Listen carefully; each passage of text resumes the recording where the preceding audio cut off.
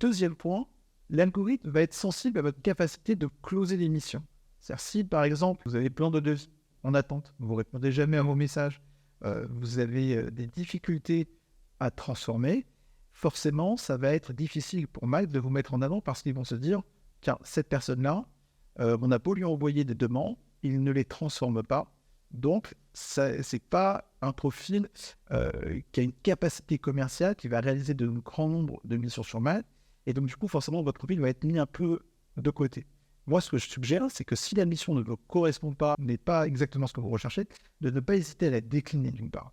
D'autre part, il faut être assez réactif, quitte à dire à la personne, tiens, je n'ai pas eu de réponse, vous n'avez pas répondu à mon devis, le devis va expirer dans X temps. Si la mission est contractuelle, très bien qu'on donne un rendez-vous. Si ce n'est pas le cas, je vais décliner la mission. En tout cas, il faut être assez proactif sur le closing, parce que il faut à tout prix éviter de donner une impression à l'algorithme de mail que vous n'êtes pas un bon commercial.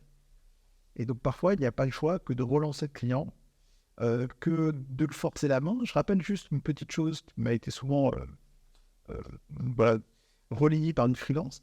Euh, Premièrement, je veux dire, le client, ce n'est pas... il fait sa demande, je ne sais pas, un lundi, il ne va pas forcément vous donner une réponse lundi soir.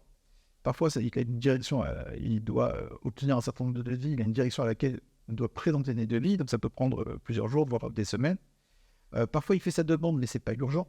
Donc, souvent, vous allez devoir travailler auprès de plusieurs prospects, et il faut bien comprendre que le timing du prospect n'est pas forcément le vôtre.